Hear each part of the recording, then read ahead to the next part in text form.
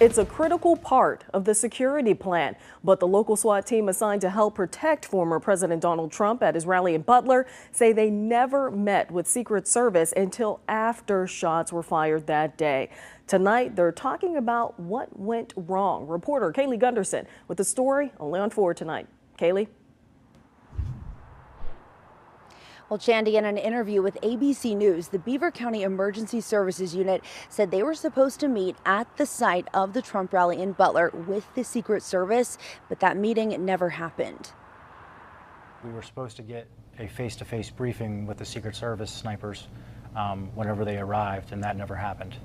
So I think that was probably a pivotal point where I started thinking things were wrong, because that never happened. ESU team leader Jason Woods says there was no communication with Secret Service until after shots were fired, despite identifying Thomas Crooks as suspicious well before those shots were fired.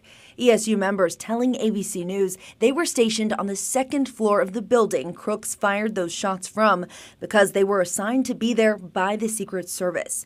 And new tonight, text messages obtained by ABC News from a sniper leaving the area where local SWAT had gathered show Crooks was spotted nearby at 4:26 p.m., an hour and 46 minutes before shots were fired. The messages say Crooks was sitting on a picnic table near the exit. Sniper Greg Nichols says he also spotted Crooks, snapped these photos of him, and noticed him pull something out of his pocket. Ended up being a rangefinder. At first I was like, it can't be a rangefinder. I thought maybe it was a binocular. I had my binoculars, so I zoomed in and I was like, that's a rangefinder. Members of former President Trump's Secret Service detail have reportedly said they were never made aware of that.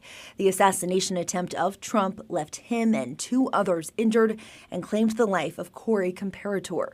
When asked if all of that was a result of a communication failure, the commander of the Beaver County ESU, Pat Young, said this. I believe so in a lot of respects. In multiple agencies working together is always taxing, no matter what the problem. I know that we could not communicate with Secret Service or Pennsylvania State Police, or really in effort the patrol directly.